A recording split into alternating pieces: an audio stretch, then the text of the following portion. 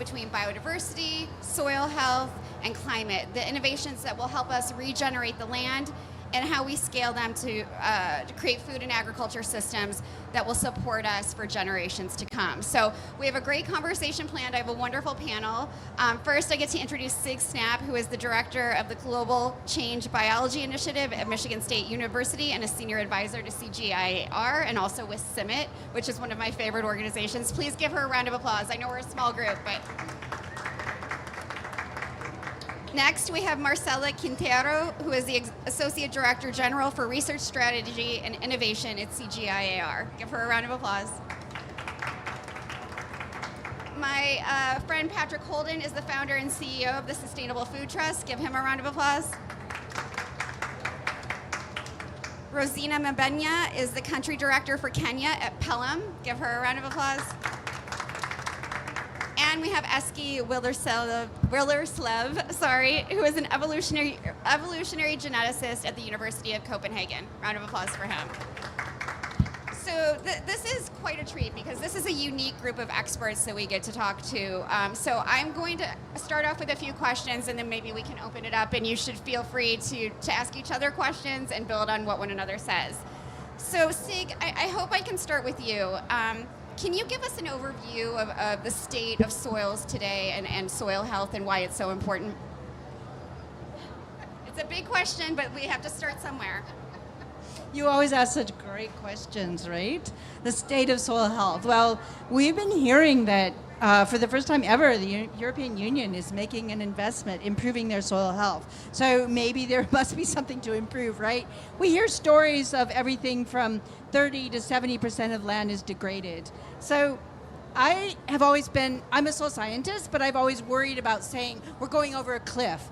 It was really true that there's these huge rates of erosion, we would have no soil left. So it's not doomsday, but guess what? It actually is doomsday because it's this long tail. And slowly, intensification has degraded soils. And yet, farmers are the ones that can upgrade. They are actually the land managers. And many of them manage to increase soil health. And it's so important because if you have a really sandy field and it doesn't hold water and the rains don't come, imagine you're trying to feed your family. What do? You can't afford irrigation, or even if it's irrigation, it's partial. We're using fossil water. So you build your soil organic matter, then it holds the water. But if you have a very clay soil and it's flooded everywhere all the time, there are too much rains and then no rains, then too much rains. What do you do if your soil is too much clay? You add organic matter, you build organic matter through crop diversification, through managing the soil properly, because that means you get infiltration and then it holds water. We have plots at CIAT that literally during a drought, same variety, same planting date, same fertilizers. One of them produced 10 tons of maize, the next one 1 ton. So we need to make the investments in soils to buffer. But it also does mitigation, right? It improves fertilizer efficiency, so we get less nitrous oxides in the environment. And carbon sequestration is a thing. We can debate about how much of a thing. I keep hearing, I guess the debates are going on. Is agriculture a sustainable carbon sink? If not us, then who? We are 30-some% of the non-iced land in the world. So I do think we have to be part of the solution, including soil health. Thank you. Thank you so much, Sieg. And I love that you said farmers can upgrade, not just degrade. Eski, Sieg has been telling us about where we are sort of currently. And what you're doing is such interesting work looking at the DNA of ancient soils. What does that tell us, what you're learning about what we're seeing today? Can you pass it down? So, thank you very much for inviting me to come here. So I'd say one thing we have learned in more recent years from DNA studies of the past, from sediments of the past, is that the organisms that you find together today, right, in any environment, when you go into the past, even in, you can say, to periods where the climate is kind of similar today, it's very, very often very, very different. Okay, so it's not like you can simply imagine and say, okay, there's like one way by which organisms are arranging themselves under a given condition, right? Under a certain climate or a certain soil type or whatever. I mean, we see, and you don't need to necessarily go that far back in time, where you see, you can say, environments where there's no present day analog to those environments, right? So you see species together that simply are not together. So I'll give you a couple of examples. I mean, if you look at kind of the ice age, it means a cooler climate. There you see a steppe environment, right? An Arctic steppe, right, where it has resemblance to the steppe, to the prairie or the steppe in Mongolia or whatever, but also very strong resemblance to the Arctic tundra. So it's some kind of mixture of both, right? And if you go further back in time, let's say, to a warmer period like 2 million, more than 2 million years ago, you see we find environments where, some of the descendants of those taxa, they are found in the Arctic today, right? But they're living together with taxa that are only found in the temperate zone today. So I think that, so that's one thing it tells us. Another thing, I mean, now I'm coming from an evolutionary background. I'm not, so I entered this world very, very a year ago. So another thing is, of course, when you are trying to do all these restorations and rewilding and preservation of nature or whatever, I mean, you have to, in reality, have a reference point, right? I mean, because it's not the same when you go back. So when you say, well, we want to do something natural, what does that mean, right? Does that mean going back to the Stone Age? Does it mean going before artificial fertilizer, or what does it mean, right? So that's another thing. I think that, when I talk to people doing conservation, they not necessarily think much about. And a third thing is that, of course, the past not only provides information about, you can say, what kind of taxa was there, but it also provides information of what are the populations, right? So if you want to plant a forest, for example, a pine forest or whatever, I mean, it actually, a pine tree, yes, it's a pine tree, but there's different populations of pine trees. And if you want to do that in Scotland or wherever you want, right, it's actually useful to know what type of population of pine trees were there, because that's probably the most adapted to that environment, right? So the past can provide you all these types of information.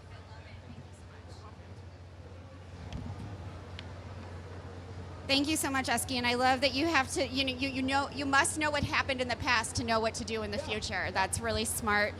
Patrick and Rosina, I want to turn to you both as farmers to sort of give us like that very on the ground, literally examples of what are working in farmers' fields. And you both come from very different sort of farming backgrounds. But Rosina, can you talk about what the farmers who you're working with, what they're doing to both improve soils and conserve soils? Thank you very much. First and foremost, allow me to mention about what we do as Pelham Kenya. We are a national network of 69 organizations who are basically civil society organizations, and we are reaching over 1 million smallholder farmers in Kenya. And we are moved by the fact that soil is one of the biggest potential to address the issue of climate change. And probably most of us know that it's the second largest sinker of carbon after the oceans. And therefore, we are starting that discussion from there, whereby, yes, farmers are doing a lot of the agroecological practices that enhance their livelihoods, but as well contributing to this climate discussion that we have. As agriculture all the time, it's being accused, yes, it's a big contributor, but the problem is we are still not learning from the same mistakes. Fossil fuel-based chemicals have been one of the biggest challenges that cause problems to the planet, that cause problems to the health of the ecosystems, to the farmers, and so on. So as a network in Kenya, we have realized this is a challenge because the soil in Kenya is equally degraded.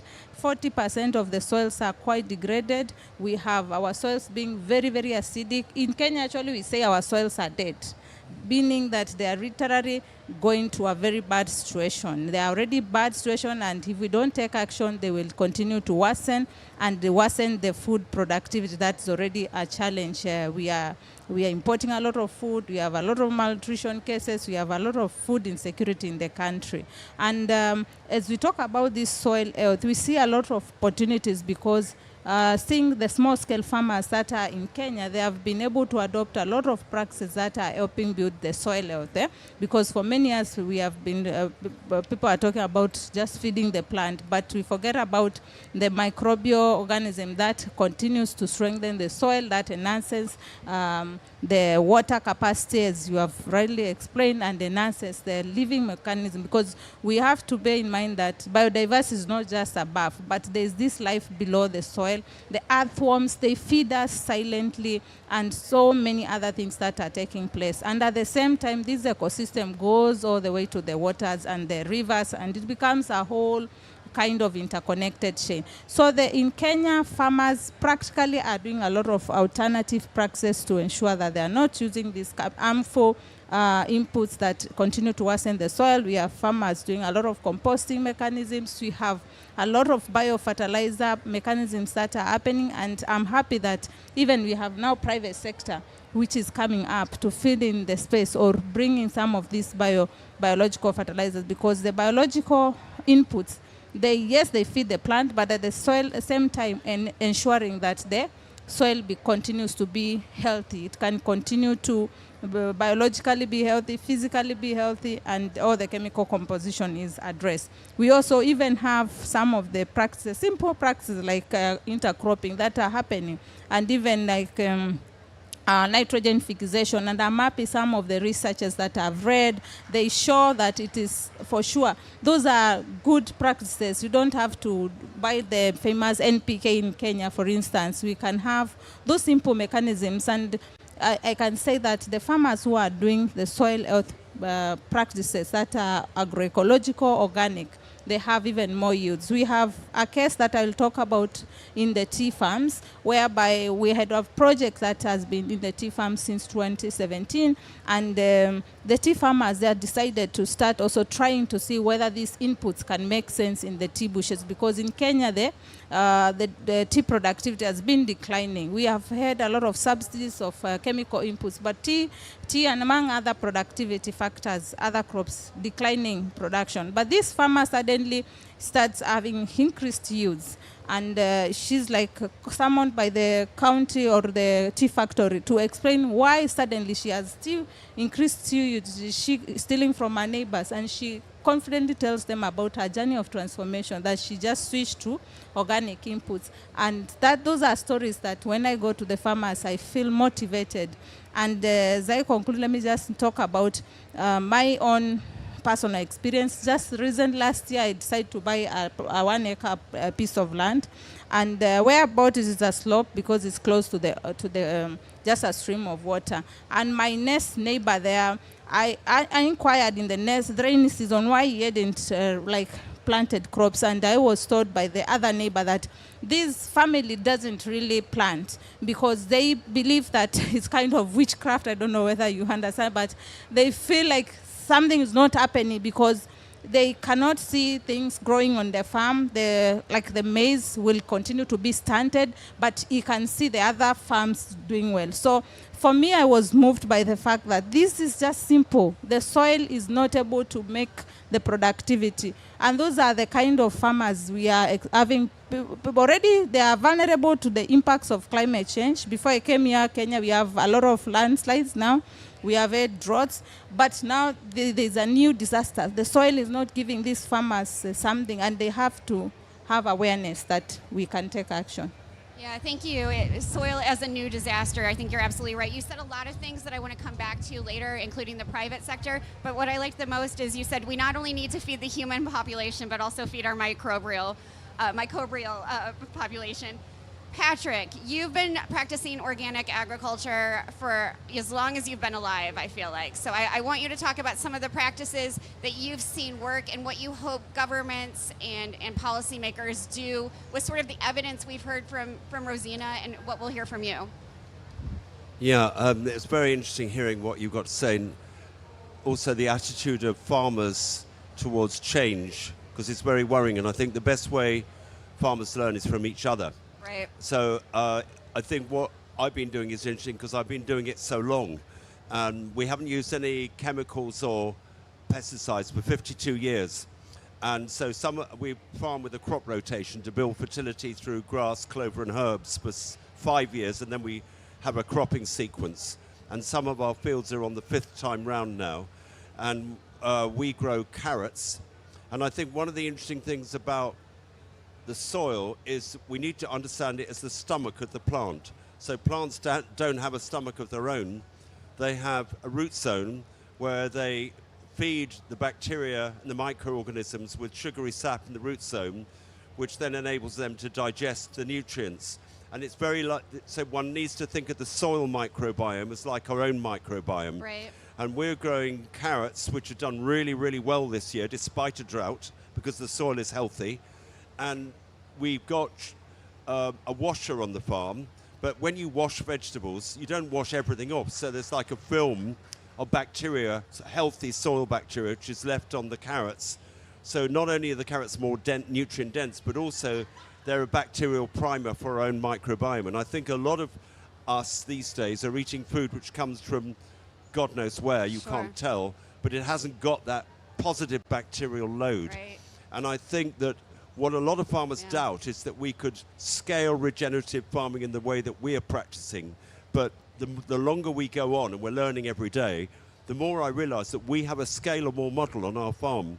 And I just met a Maasai tribesman the other day at a retreat in the UK, and we just obviously we've got a dairy herd. We also make cheese, and we're both cattle farmers. Right. And we just completely recognized each other instantly. We just fell in love with each other. And I think that's the point. If you farm, you recognize other farmers. We're kind of brothers and sisters on the land, and we share a common understanding of the principles of proper farming, which is working with nature, building soil fertility, building the microbial, complexity of the soil. But I would like to ask one question of Esker, which is, there are all these things being sold now. It's like sort of snake oil microbial mixes, which is supposed to be kind of amazing, will transform any soil anywhere. I just wondered if you had a view about that, because my feeling is that compost will then build, if you compost on your own farm, you'll build like the microbial thing, which is Sure. exactly right for your farm. Can you table that for a moment, Eski, because I want to get to Marcella before we do that, and that's a valid point. And I want to go back to something Rosina said earlier about biosolutions and biofertilizers, and I know they can be a huge opportunity to restore soil health. Can you talk about what some of them look like? Rosina, mentioned it a little bit, but can you explain to the audience and people watching what they are and then how they are good for climate? No, thank you. And I think in this week we have been talking a lot about biosolutions for climate resilience, and that can be a whole spectrum of things, right? If we talk about biological solutions, it can be from biofertilizers to better crops as well. So I think we need to start dissecting that better.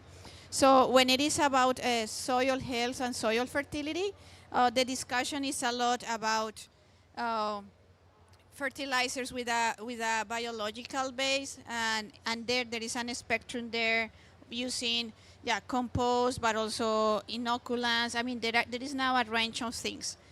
Now, we as a scientific organization, we work actually with Plenary in Kenya as well. But our role, and we see already many things already been practiced for years. So it's not that the science is going to arrive with new solutions, but also we want to understand why those things work. What are the processes that happen, for example, in the soil that make your system better with those practices? And the same we are doing with Pelun, right? You are doing this, you have the training centers, you connect with the training centers of farmers in Kenya. but we want to understand what is working and where and why.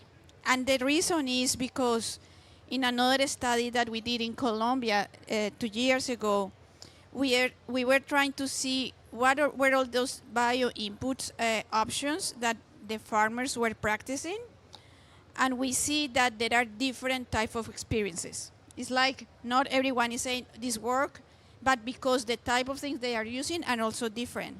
And if we are thinking about the scaling, I think we need to understand what is working, where, and with what type of practice, so we can start thinking on how we can supply that solution in a more standardized way, so the experience is the same. Because sometimes there are people that say, no, but it doesn't work. Yeah, but it didn't work because that was a completely different thing that you applied to the soil that was applied by another farmer. So we are comparing apples and oranges when you talk about bio inputs, different preparations, different things. So in that sense, to me, this is one of the scientific gaps that we want to approach to understand what are those options, what they contain, how they are implemented, to understand what is working, and if something is not working, is because of the quality, because of the system, because of the practice. So after that, we can start also thinking in replicate from one side to the other. Absolutely. To understand what's working and have that diversity of thought, of practice, of policies is really important. Eski, do you want to respond to Patrick's question quickly? Yeah. No, it's a very interesting question. So if I may rephrase it to make sure I understand your question, right? So what you're saying is, well, I mean, you can build, of course, what you call a natural kind of soil microbiome by decomposing whatever is in your surrounding environment, right? Versus the ability to take some kind of scientific-based, whatever it's based on, mixture of microbes that you are adding to your system, right? And that's your question, exactly. And I would say that how I look at it, right? Of course, you can say, yes, no doubt, you have this natural system, and, of course, to some extent, that will definitely work. The reason why I would still be open for the other one, right? Given, of course, the right science has been conducted. So I'm sure there's a lot of stuff that maybe is not that useful. But the reason why I would be open for it is actually I really liked your analog on, you can say, well, what is the soil? It's the gut of the plants, right? So if you take that with you for a moment and you ask, well, can you change the gut of animals, of humans, etc., right? And the microbial composition of the gut, right? No, you can, right? You can, and you can actually change it into something better, right? So from that perspective, you can say, yes, I think you can improve even by adding something new, right? Mm-hmm. The other thing to think about for a moment is, I mean, well, we talk about invasive species, right? We see that problem. That's the reason why we cannot bring in food and other stuff into Brazil, right? They're afraid of invasive species. But if you think about it for a moment, what is it invasive species tells us? Well, it tells us that certain organisms that are found in another place, right, on Earth, if it's brought into a new place, can be extremely successful. Well, they're not good for us, but I mean, that's why we don't want them. But, under control conditions, I mean, it shows that, yes, there is organisms somewhere else that could really be very thriving in another environment. Right, and I think that's how I also look at it in terms of the microbiome on the soil, right? So I think that, of course, one has to, like anything else, be critical, because it's not an easy thing to do. That's another thing, right? I mean, changing the microbiome of a soil, to the best of my knowledge, when I talk to my colleagues who is working with this, is actually, it's very difficult, right, to do successfully. And that's where actually the ancient DNA of the past, right, is very useful, because apparently, what we are looking at, right, what we are looking at now, if you want to change your soil and somebody gives you a mixture of whatever you want to put into a soil, right, that's most likely, it's based on the end result, right? It's the end result of something. Right. But for things to happen, you're not, I mean, there is actually a succession to get to that point, right? So that's why when I talk to my colleagues and say, well, we're looking at this end result, then we add it to our cropping systems, and they just die, right? And this is because you're looking at the end result. There's actually, you need to add somebody first, then other ones second, third, Sure. etc., etc. Sure. And that's where time gives you that perspective, right? You can actually see what was the succession Right. of the soil to get to the end result. But I would definitely be open for the idea that you can improve scientifically the soil by adding other compositions of microorganisms, just like for our human gut, right? So, yeah. Thank you so much, Eski. Sieg, I'd love to turn back to you. We've been talking, about ancient DNA and how that can be useful, but I want to talk about, right now we're really focused on just 3 crops, wheat, maize, and rice. How can we sort of flip that paradigm to focus on the crops, the resilient, indigenous, traditional crops that will really help build up our soils, improve biodiversity, improve, both economic health and public health? I think you have a... So this is perfectly related to the question that just came in. Absolutely. Because people think of microbes as living by themselves, but a lot of the soil, and you can probably correct me if I'm wrong, but is a desert. Most of the soil microbes are living in where? Where are they living? In our guts. What else? He said the guts of the soil. They're living in roots. Rhizosphere is where 99% of it, and then also compost, which comes from plants and animals. So there's living hotspots. So if we want to change them scientifically, the easiest way is not to add a teaspoon of something when you've got millions of microbes there. It would be to grow a new plant. So think about it when you eat, those who like sweet corn, sometimes it's called green maize, right, in Kenya. So a vegetable corn. When it first comes, it's the best thing ever, right? And you could just live on it. And you just have certain microbes you're encouraging in your gut. But at some point, you have to have a diverse in your plate. You have to eat more than sweet corn. And so to change your microbes in your gut, it's what you eat. To change your microbes in the soil, it's what plants regrow. So we've been selecting inadvertently for plants that just like rice. Sorry, microbes that just like those rhizospheres of rice or wheat. So if we're going to, we know, and we published in Science recently showing that crop diversification and agriculture diversification, animals and plants, have all these win-wins. But the really scary thing is the world is going the other direction. It's simplifying. So I think it's and. So it's we need new genes in wheat, rice, and barley, and maize, right? And we need to bring back many of the crops that we've inadvertently pushed aside, and yet they feed us nutritionally, like carrots, but they also are providing microbes. So when people say, let's save microbial diversity, first of all, I'm not sure we should do it for its own sake because there's invasive species, but I don't think it's for its own sake. But if we make investments in diversifying plants, we're diversifying microbes, and we're building soil health. Yeah. And actually, by the way, soil carbon sequestration is in agricultural lands is not about trees. It's not about no-till.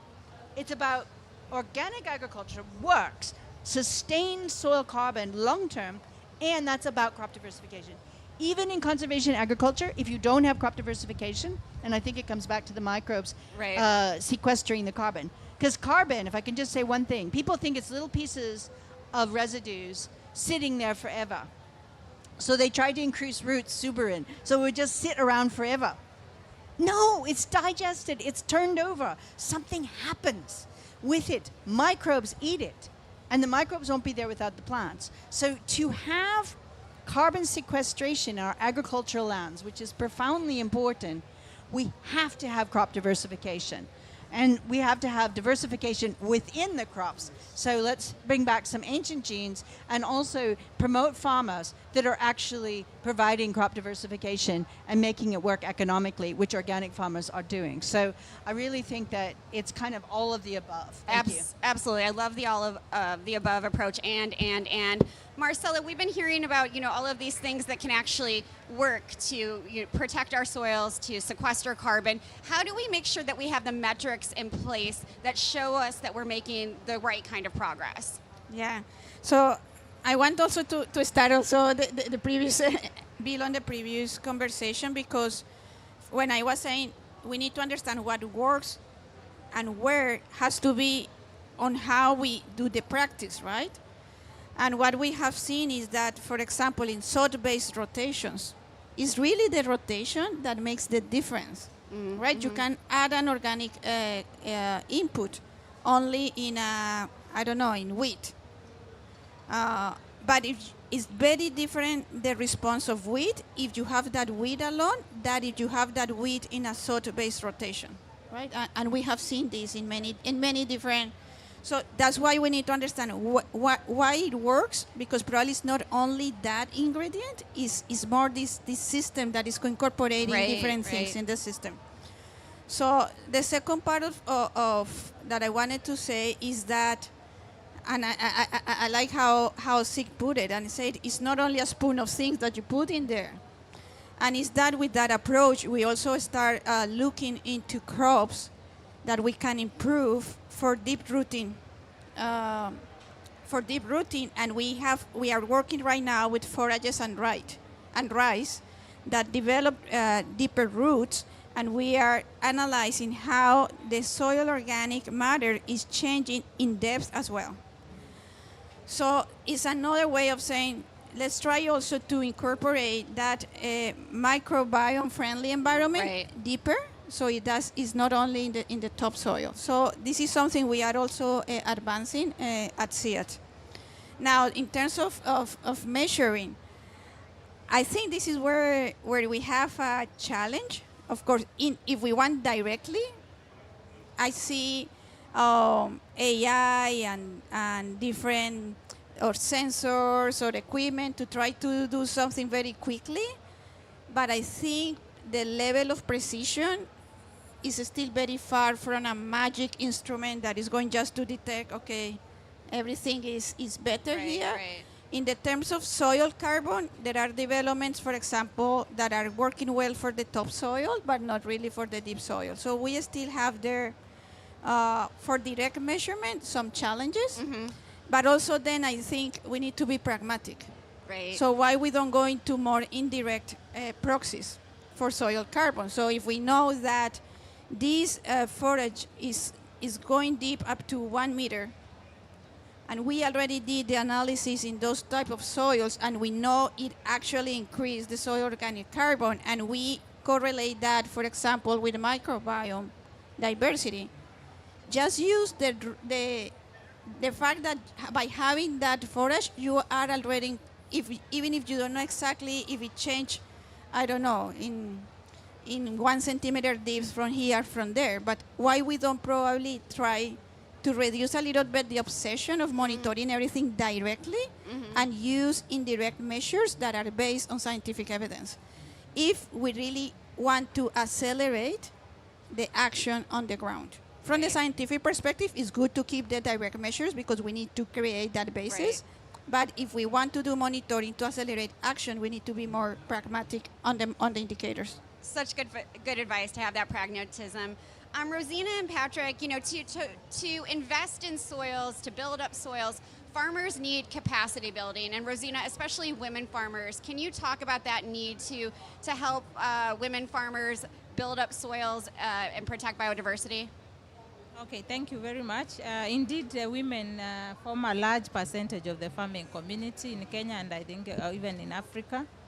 And as Pelham Kenya, we have also seen the need to work with women. Actually, women and youth is one of our key thematic areas. And route louder. Okay, thank you. So I'm saying, now it's clear.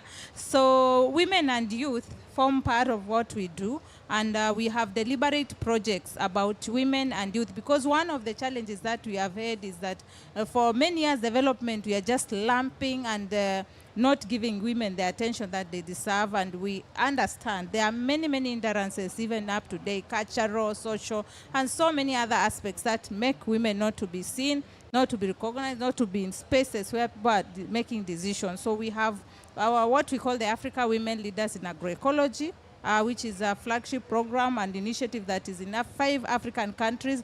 And what we are doing is that we are trying to build the leadership capacities of women through a mentorship and mentor approach, also doing a lot of coaching on that. And at the same time, we are purposely doing agribusiness support for women so that they can have their agribusinesses really supportive, and also building a very strong grassroots women so that the women are able to talk about what they are doing. They are able to be able to movement build at the levels of grassroots and be able to present whatever challenges that they are going in. So we have to also have deliberate programs. You cannot now have women as a cross-cutting issue, or even youth as a cross-cutting issues. I know there are many, many challenges of implementing youth projects, but deliberate efforts and trying to understand what makes sense and how we can intervene the youth and the women matters should be done. And at the same time, women and also youth, they are also very innovative. They are willing to try practices, because most of them, especially in the rural communities, they have the time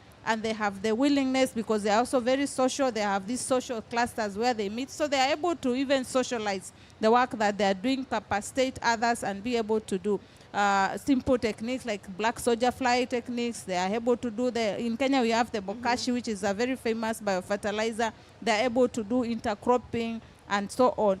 But at the same time, we have to address some of those gender inequalities, because when the farming starts becoming a business, the men start waking up, particularly in Africa. And I've seen whereby farmers say, when I have 5 chicken running around the home, no one is bothered. But when I start doing it like a business, and I have now 100 chickens, selling my eggs and really making an income, it becomes an issue. And this is the same social issue where even you go to in some of the rural setups in Kenya and Africa, you find some social norms. The men will not cook in the house. It's actually very abnormal for the men to cook. But at the same time, they are the best chefs in the hotels. Why? Because that is where the money is. So we have to socialize, speak about these things deliberately, and empower the woman. Absolutely. Thank you so much. Here for that. Patrick, you and Rosina have both talked about the need for farmer-to-farmer sharing, but I think what I'd love for you to sort of speak to right now is, yeah, that's great. Farmer-to-farmer sharing is awesome. It's needed. But how do we make sure that the farmers and farmers networks are rewarded for their investment in things like regenerative agriculture, like things like organic agriculture, things like building up soil health? Yes, I think that's really important, because if we're honest, I don't think the transition towards properly regenerative farming systems is happening anywhere near fast enough. And part of that is because of knowledge transfer, but a lot of it is to do with finance. Because in my experience, extractive farming continues to pay better than regenerative farming, which is hardly surprising, because if we're using up all the stocks of natural and social capital that we built up, then that isn't, and the extraction doesn't show on the balance sheet, there's a problem. So I think the answer to this is twofold. One is to measure, and to the point about what we measure, we can't measure everything because you have armies of scientists on the land, but you can measure the best proxies, which will, if you know you've got soil carbon stocks, you probably know you've got other good things as well. So we need to measure in a globally harmonized way, so that I can go to Kenya or I can go to Australia. It doesn't matter where I go. I say, what is your sustainability score on climate, nature, and people? And we are measuring broadly with the same high-level categories and metrics. If we could do that, then we can find out there's a whole lot of regen going on, but some of it's what I would call a bit regen light, if you know what I mean. I don't think we want to get into a war about a definition of regenerative farming. Let's just say to all the farmers who are doing stuff, are you measuring the impacts? Then we'll find out what works and what doesn't work. And so that's one of the projects that the Sustainable Food Trust has been working on for some time. We think that's really, really important. And then once the investment community trust the measured positive outcomes, soil carbon, more in-field biodiversity, more social metrics, more cultural metrics, Right. better health, then they're going to pay credits, carbon credits, doesn't matter what you call them, they'll pay the farmers for their regenerative outcomes. Right. So I think this is the missing link to get our whole, we're agreeing with each other. Sure. I mean, you pick some good people here, and, well, not me, of course, Yeah, but of course you. the other panelists. But we need this to go to scale. Absolutely. Yeah, we need to get these conversations outside of this room. But Eski, going back to you, I'm so interested in your work, and I know we'll have a chance to talk about more about it later, but I'm wondering if you can give a concrete example of something we've lost from our past ecosystems that is, can actually benefit agriculture today or is already doing that.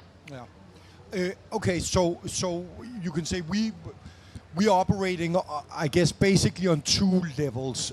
One is to try to find traits in the plants or traits you can introduce into the crops themselves, right?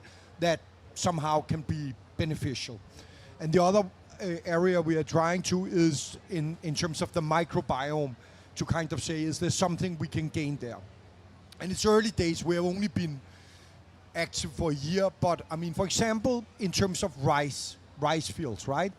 It's pretty clear that, I mean, when we go back in time in China and look at, the transition from, you can say, the natural systems into the domestic rice systems, they actually managed not only to domesticate the plant, but also to change the microbial composition around the plants into a system where the natural system, you have a lot of loss of nitrogen, right? Into a system where they keep the nitrogen within the rice system. And what we can see is you can say, the evolution by which this is happening on a microbial level, right? And I think that, it's early days, but I think that this will be useful. Because as we talked about previously, if you want to change things, right, it has to happen in a certain order. And also, as we heard before, and I totally agree with it, this about what else needs to be in the system to make this happen, right? And you're seeing all that, right? So you can say you have something where you can say you can do some real life experiments, I would say, right? It's not like we are, we can create, I would say, a path where you can say, okay, let's try to do this, and that, right? And then, we can see whether we can actually recreate that stuff. Another example we had just started here is actually Tomas sitting down in the audience, is this, you can say, dark earth, right? That you have here in the rainforest in Brazil, which is carbon negative. It's super nutrient rich, right? And it was created by indigenous peoples, right? Thousands of years ago. And nobody can actually really create it now. And it's super useful, right? It's really what you want. And if you imagine that we again have these time slices, right? If you imagine, and I think we can, right? This is what we will try to do, is to try to understand what are actually the microbial processes happening in these systems, right? And then you can, of course, start, if you first understand that part, then you can start to play with it in other settings and other ways. So this is some of the stuff you're doing. In terms of other useful things, I would say on the plant side, for example, I know maybe, if you want to grow stuff to the far north, right? In a warming climate, temperature is no longer the limiting factor, right, as you have today. But light conditions are a limiting factor, right? So you want to handle, you can say, if you want to grow things to the north, you want to handle those light conditions. And there we are finding adaptive traits, right? 2 million years ago, where there was forest to the far, far north of the world. Today, where it's Arctic desert, where you find mutations to adaptive for light that you just don't see today, right? And that we actually successfully had translated into barley and crops, right? And make them grow under different light regimes. So we're only 1 year in, but I think there's kind of a proof of principle here that we are working with. Yeah. Such interesting research. I'm going to go to Marcella and Sieg to talk a little bit. Okay, Patrick, go quickly. I just want to say one thing. We got given a couple of sweet jars of heritage black oats. The last heritage black oats in Wales, they nearly went extinct 4 years ago, and we now bred them up. And we've got all 30 acres this year. The combine driver said these heritage oats were better than all the modern varieties that they've been developing at the Welsh Plant Breeding Station. They yielded better. They were just better. And so we've lost all this stuff. We can get it back, though. Right. Yeah. Absolutely. Marcella and Sieg, we've been hearing about, the important role that ancient crops can play. Do you think that the research and academic communities are changing fast enough to invest in these crops and these practices? Marcella? Yes.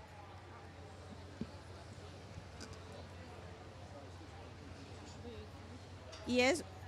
Okay, it's working well. Okay. Yes, but I think we need to do more. Mm-hmm.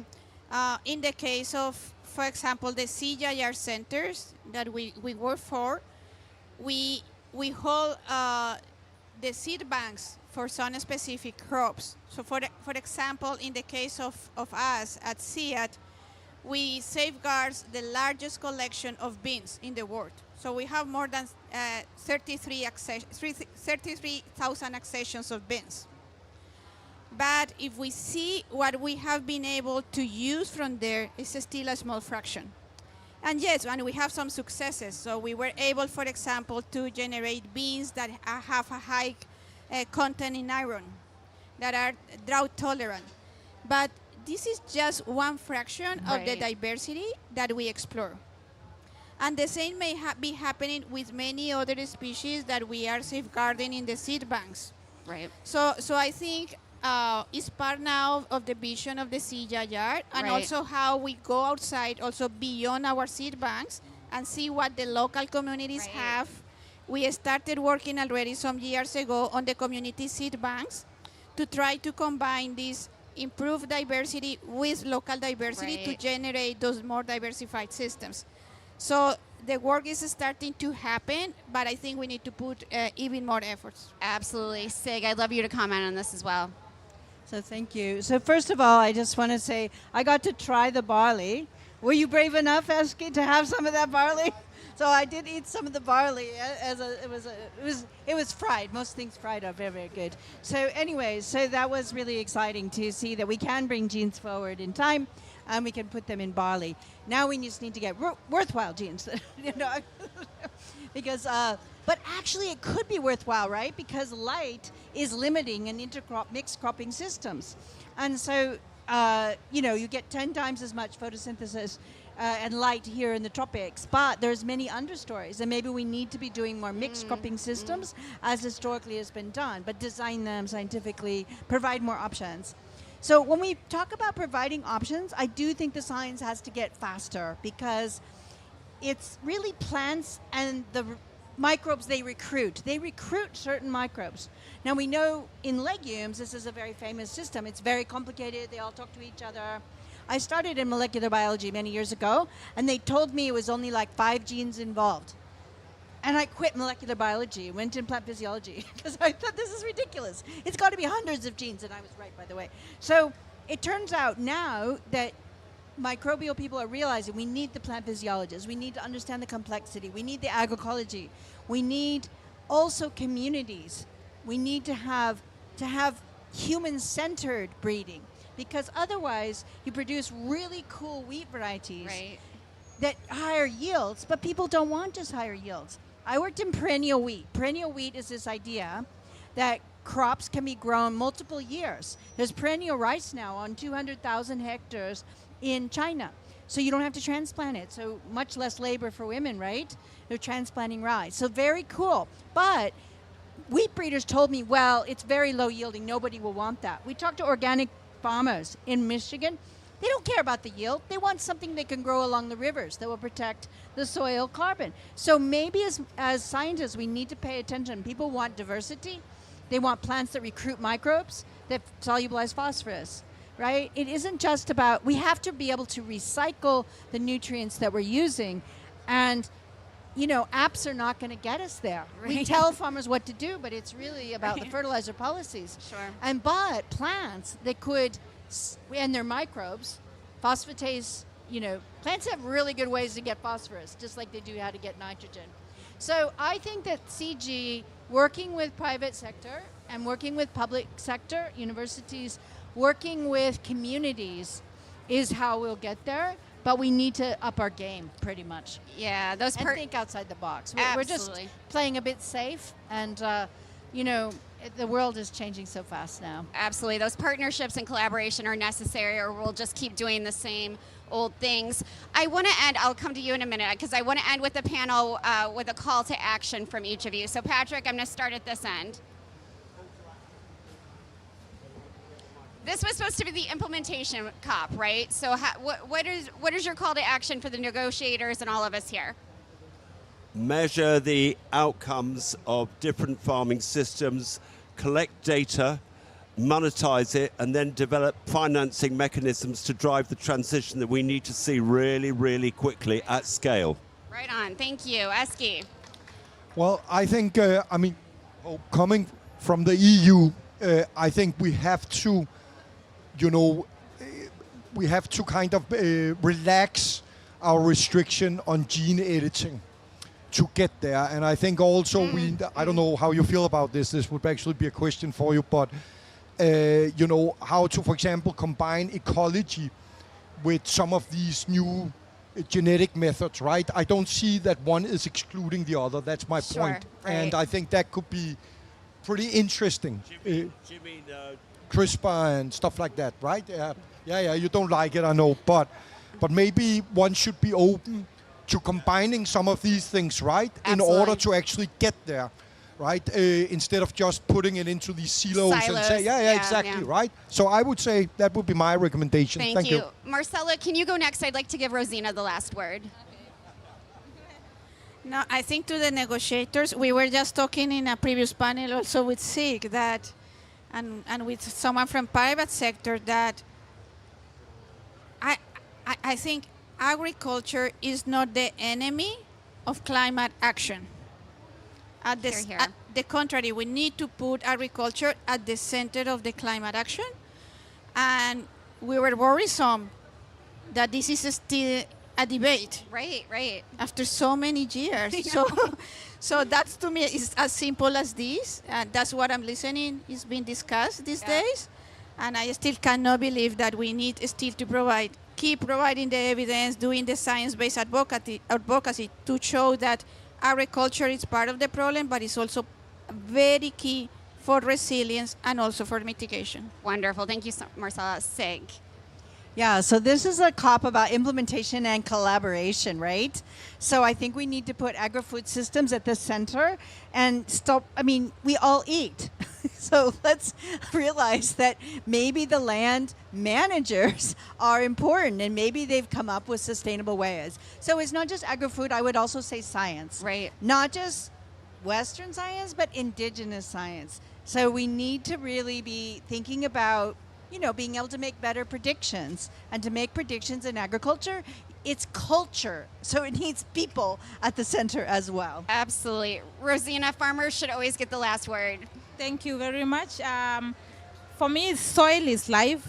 Let us stop the fossil fuel chemical inputs and redirect our financing towards sustainable agri-food systems and put the farmers at the center and ensure that we are investing more in agroecological and organic farming systems. Wonderful. What a perfect way to end. Please give these panelists a round of applause. They'll be available for questions after. Thank you all so much.